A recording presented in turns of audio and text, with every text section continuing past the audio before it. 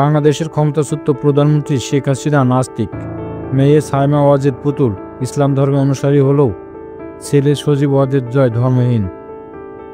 পুলিশের criminal data management সিস্টেমে এমন তথ্যই দেওয়া আছে বলে দাবি করেছেন দেশের একটি জাতীয় দৈনিক। কিন্তু এই তথ্য কতটুকু সত্য? 29 জানুয়ারি 2025 দেশের প্রথম সারির একটি গণমাধ্যমে উঠে আসে একটি প্রতিবেদন। তারপর থেকে দেশ জুড়ে আবারও নতুন করে আলোচনায় শেখ হাসিনা ইস্যু। গণমাধ্যমটিতে ডিজিটাল এবং অনলাইন দুই বিভাগেই শেখ হাসিনার সংবাদটি উপস্থাপন করা হয়, যেখানে দাবি করা হয় অপরাধীদের যাবতীয় অপরাধের তথ্য সংরক্ষণের জন্য বাংলাদেশের পুলিশের 2015 সালে চালু করে criminal data management system DDMS, এটিকে previous conviction and previous record বা পূর্ববর্তী দণ্ড বা রেকর্ড সমূহের পরিসংখ্যান PCPR নামে অভিহিত করেন অনেকে।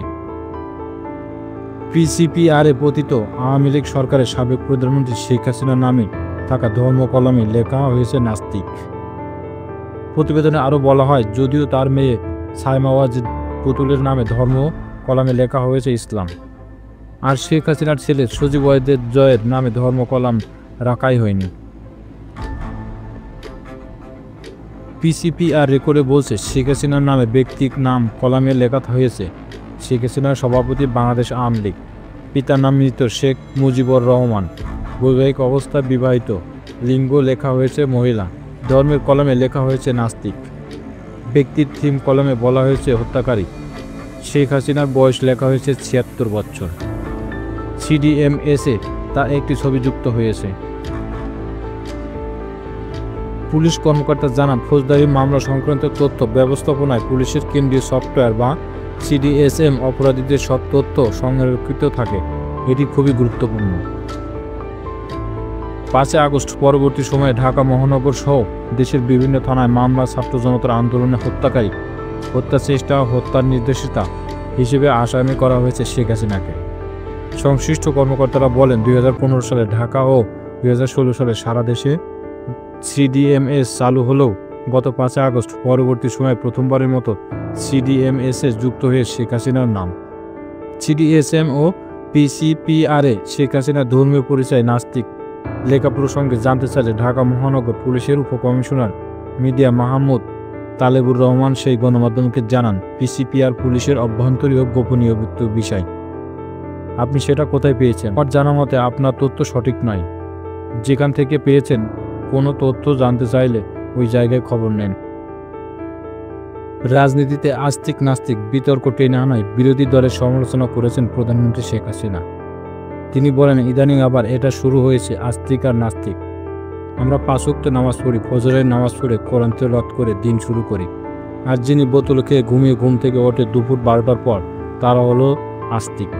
আর যাবো কোথায়? এর থেকে বেশি কিছু আমি বলতে চাই না।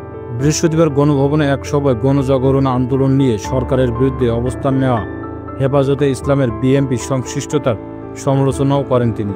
গত ফেব্রুয়ারিতে যুদ্ধ অপরাধীদের সর্বোচ্চ শাস্তির দাবিতে গণজাগরণ আন্দোলন শুরু হওয়ার পর শাহবাগের এই আন্দোলনকারীদের নাস্তিক আখ্যা দিয়ে মাঠে নামেন চট্টগ্রাম ভিত্তিক হেফাজতে ইসলাম।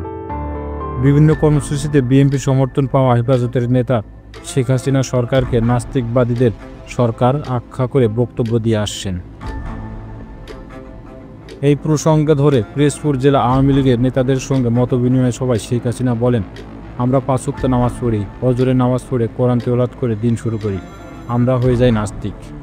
আর যিনি ঘুমের থেকে উঠে দুপুর 12টার পর, তারা হলেন নাস্তিক। গাড়ির বদলে সময় আপনারা তো বোতল দেখেছেন, বোতল খায় ঘুমায় 12টা পর্যন্ত, তারা হলো আস্তিক। আমরা হলাম নাস্তিক। এটাই হলো আমাদের দুর্ভাগ্য। হেফাজতের বিভিন্ন কর্মসূচিতে BNP সমর্থক ছিল। মতিঝিলে তাদের এক সমাবেশে BNP নেতারাও যোগ দেন।